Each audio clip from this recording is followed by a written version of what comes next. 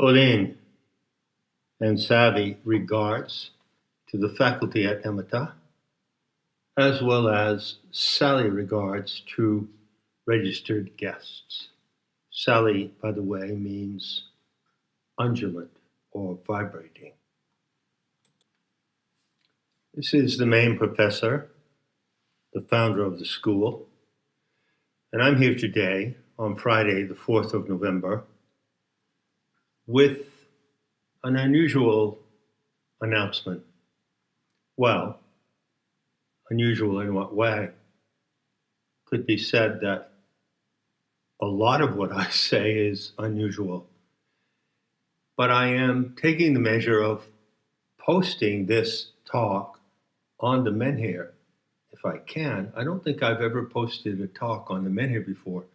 In any case, I'll try, and if I can't, it will be there for free on the visitors page, and it will also be on my YouTube channel, John Lamb Lash.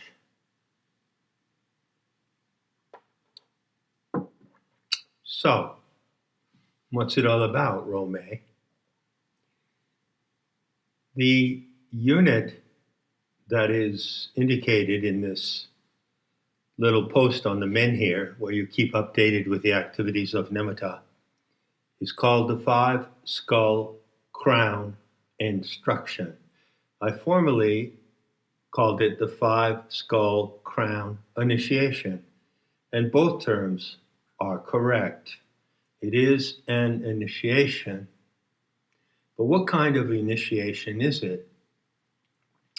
Does it come on raw feed through DI, which is Dakini instruction, or does it come from the main professor based on his studies and his experimentations in mysticism and shamanism and applied noetics, which is the correct term for the living gnosis today? Where does it come from?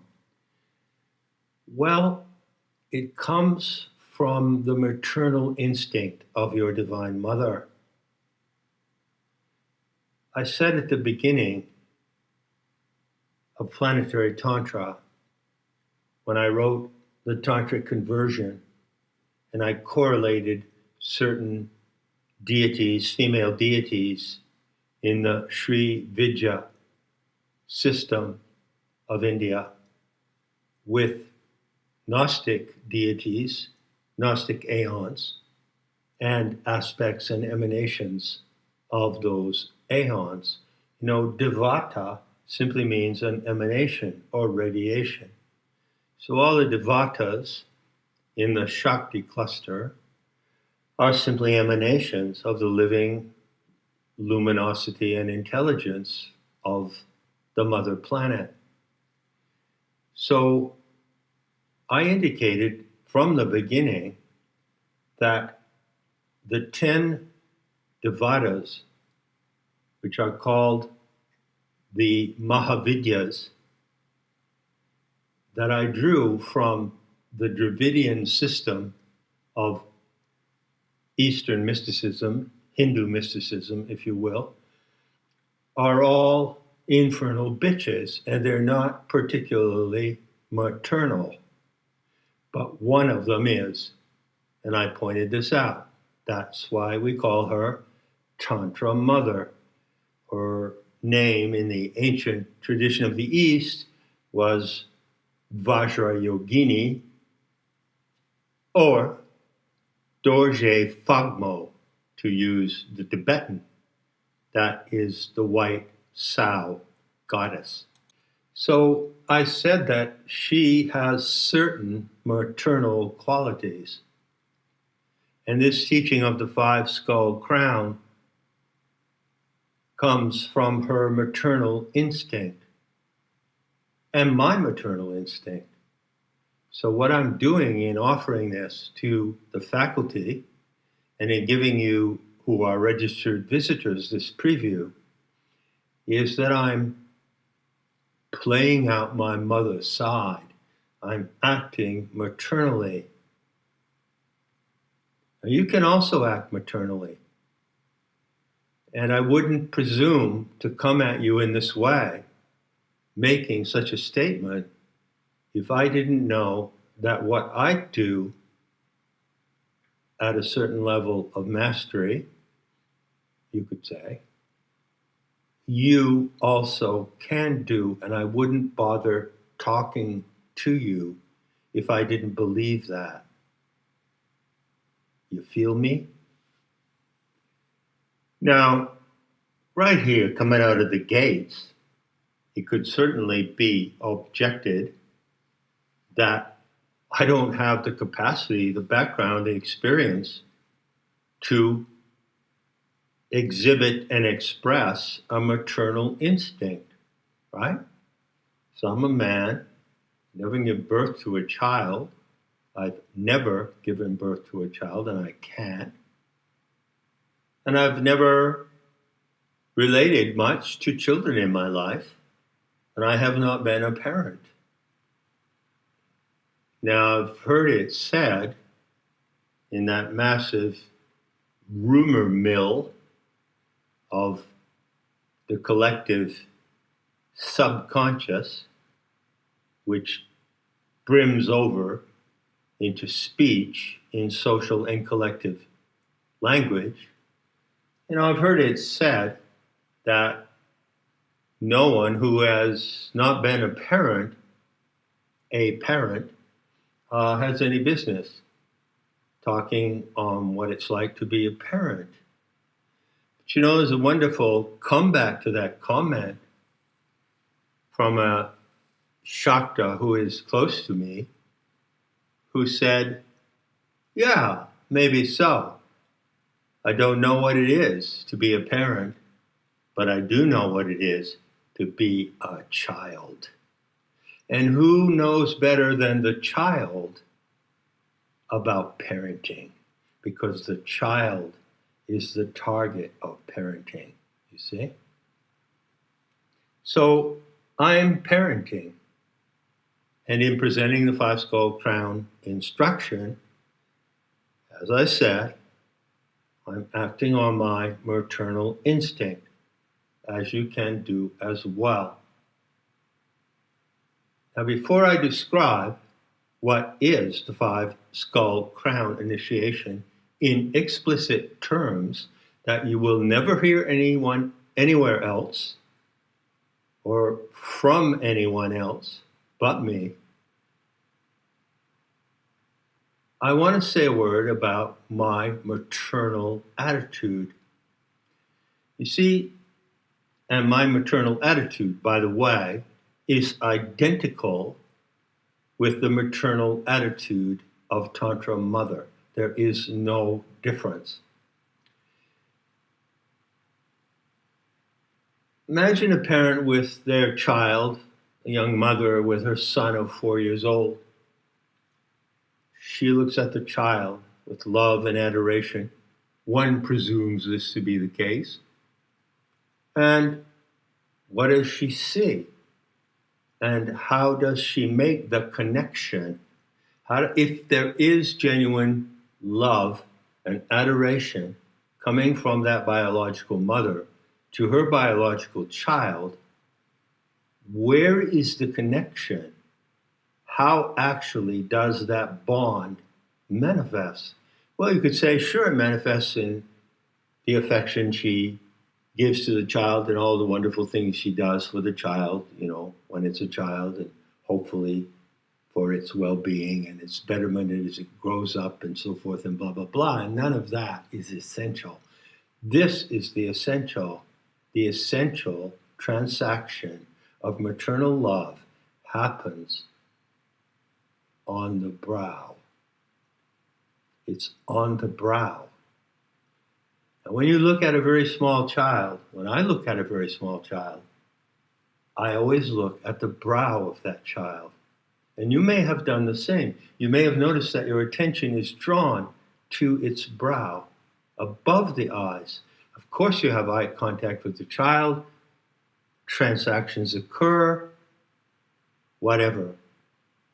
But there is a transcendent transaction happening at the same time. You see, the recognition of the beauty and innocence of a child goes from the brow of the adult who is capable of granting that recognition, having owned it in their own self-love, to the brow of the child, and it goes directly. It is like a unifying magnetic band. It is a magnetic band. It is a biomagnetic band of recognition. So when I look at a child, I project from my brow, not even the expression in my eyes, although that's supplementary. I project the primal innocence of the child in me to that child. I make that bond brow to brow, and in that bond, the beauty and the innocence between us is generated and preserved. You see? And you can do that as well. When you look at children, teenagers, adults, old people at the end of their lives, you can realize and practice this ritual of bonding recognition. That is the pure, direct, and transcendent expression of the maternal love of Tantra Mother. That is how she recognizes her child. But if you do not have at first in yourself the recognition of your own divine child held in self-love, you cannot form or hold that bond. Now, what about the 5 skull crown initiation? Hey, dude. Hey, main professor. What is the big deal? It is a very big deal. And I'll tell you exactly how I set up this instruction. You might remember a while ago that a certain Yud introduced to the world the grandiose concept that we can all go live in the virtual and forget about real life. We can all live in social media, which is an absurd redundancy, and visit our friends virtually. We never have to leave the home. All you have to do is what? You know what it is, don't you? Put on this VR headset. And then you can live in the virtual. Forget about the real.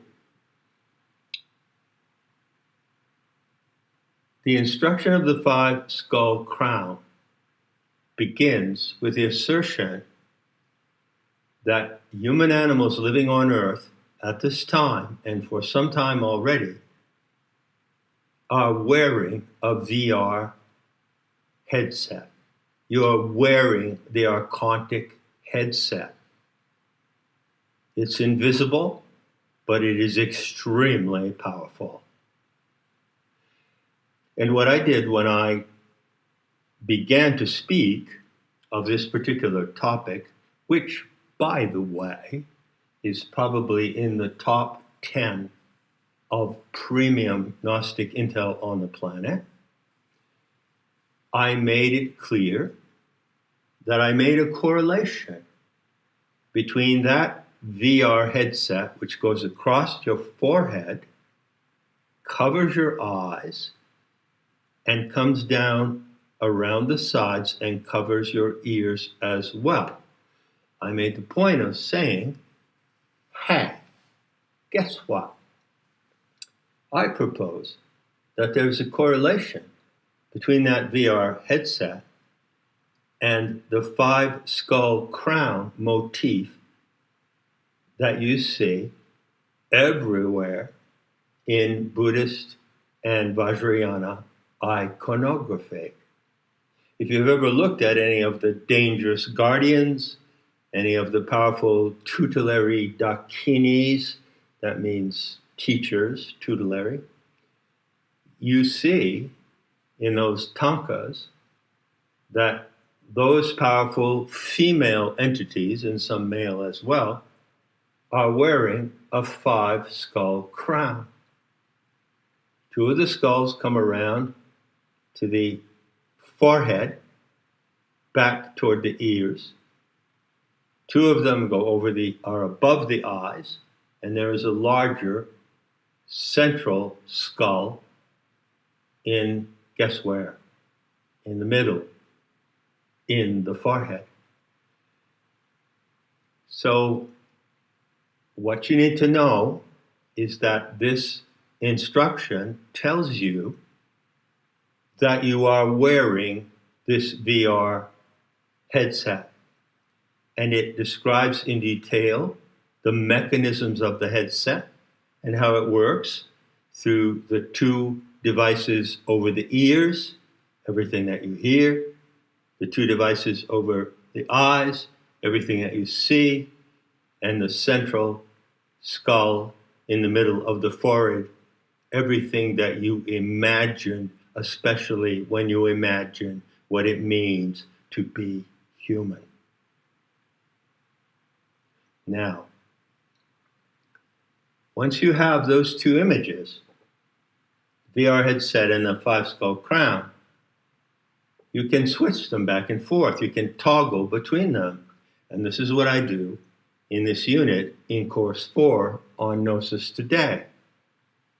So I describe the construction and functioning of the VR headset, which is an archontic implant. And then I describe what are the particular subversive, perverting, delusional, and toxic features of the headset. And then I describe, point by point, 1 through 5, going all the way across from left to right, how to convert and how to dissolve and convert those poisons that are inherent to the function of this archontic headset. So that is the essence of what this instruction tells you. Fine. Now, normally, if I can ever be said to do anything normally, I would cut it at this point. I would post 18 minutes of the introductory talk on my YouTube channel, and then I would say, hey muchachas and muchachos, come on over and learn the deep secrets of how your own mind works. And your true mind, how your true mind works and how the false mind works. But I'm not going to do that. And I make no excuses for continuing, except to say that I often think of that line from Oscar Wilde, who said, I can resist everything but temptation. And my line, built on that line, is, I can resist everything but the temptation to be generous.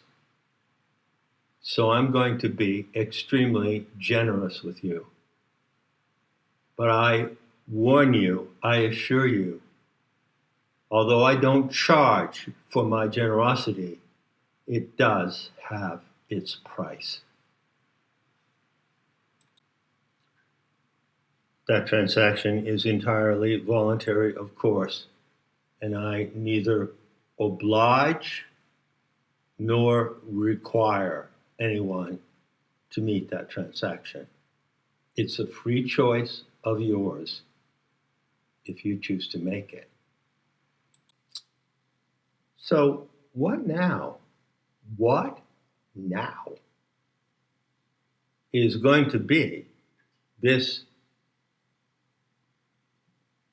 grandiose expression of megalomania on my part, in which I confer upon you, total strangers that I don't know and will never know, a gift of generosity? Well, it's quite simple. I'm happy to be able to speak to visitors, and I want to introduce you to a word, a term, a definition of identity. And I invite you to consider this identity. You see, some things have come up in the course of this year. I mentioned them in a couple of talks, and they disturbed me greatly. It caused me concern to find out that certain voices in the so-called right-wing school of thought in America were using the term Gnostic and Gnosticism by comparison to Marxism. And so they were branding, strangely, the Gnostics as somehow being forerunners of the Marxists, which is absurd. Guilt by association, I don't know, whatever you want to call it, they have taken the habit now of condemning Gnosticism as if it was a distant forerunner in ancient times of Marxist ideology today. And of course, as I pointed out, in conflating Gnosticism with Marxism as a way to defame Marxism, they are also defaming the Gnostics. And that struck my funny bone in a kind of unfunny way.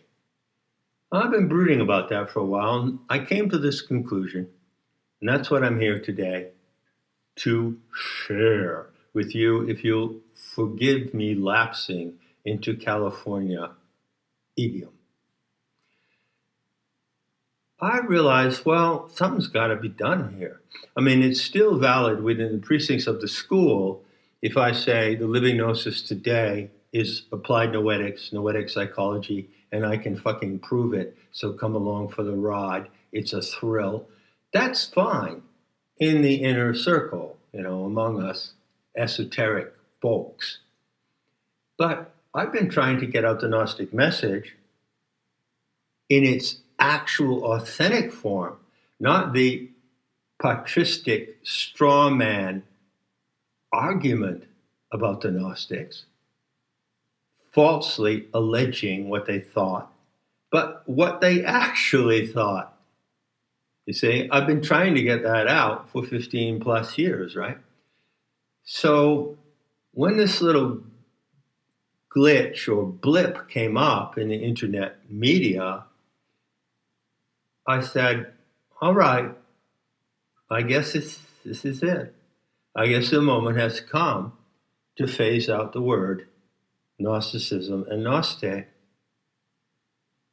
But what other word can I use? What can I tell you out there, you who are listening, if you're still able to hang on for 24 minutes?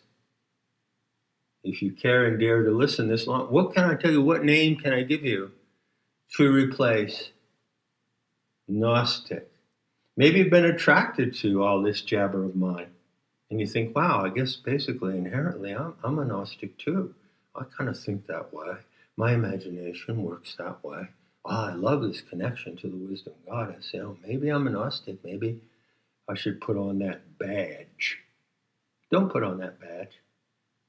Put on the badge that says Thelion. Thelion. And it rhymes with Hellion. And it must be true because, well, Thelion.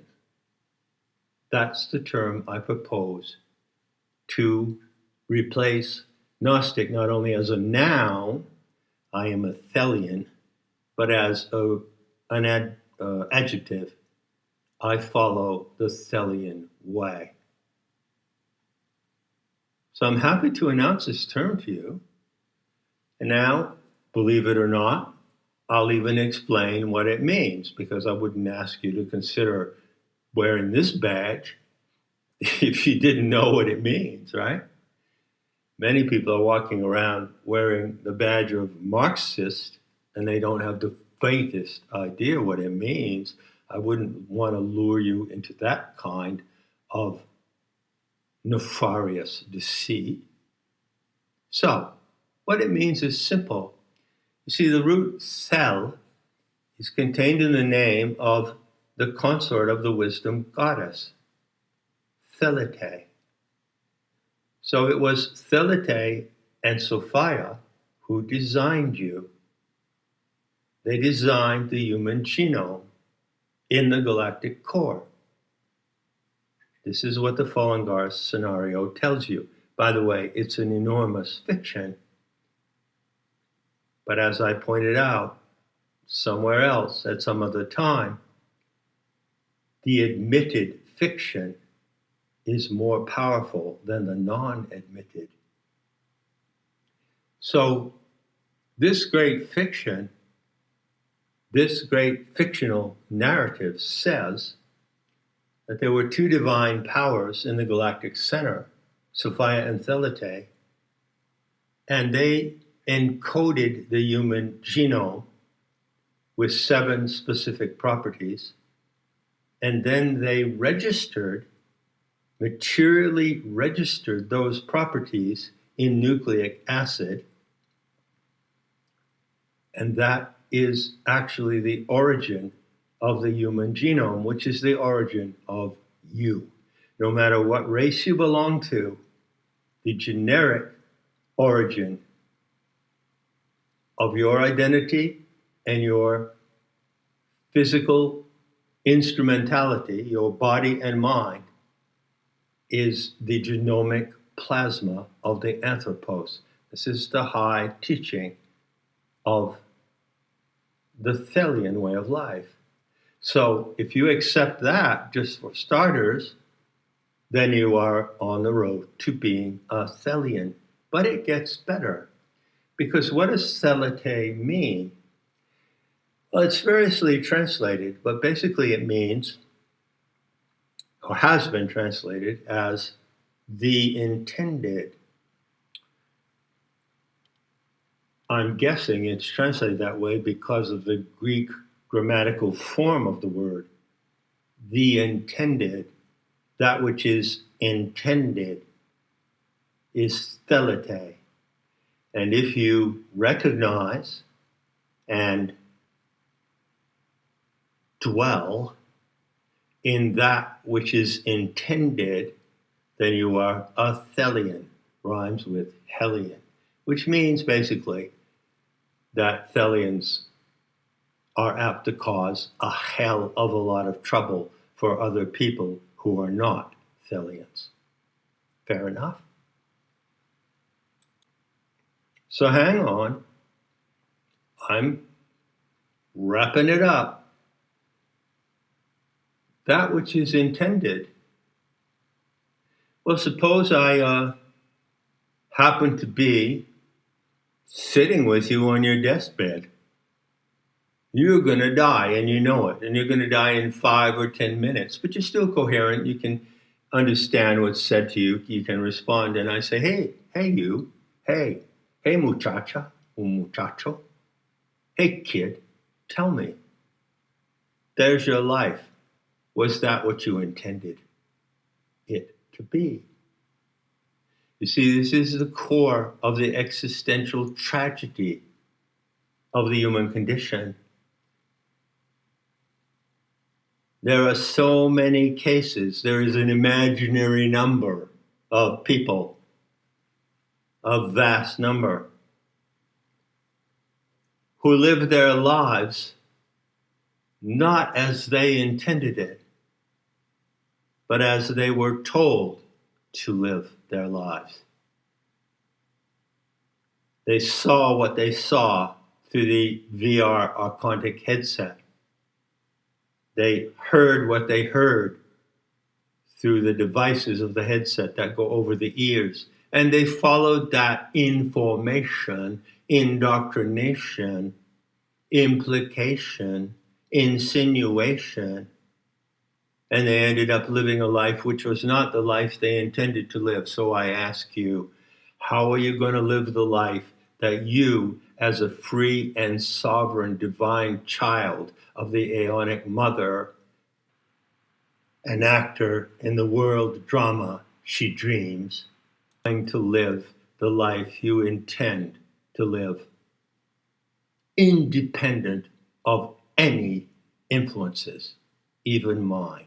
I do not in any way wish to affect your intention to live your life, but I can instruct you on how to live it as a self-intending, sovereign being. That I can do.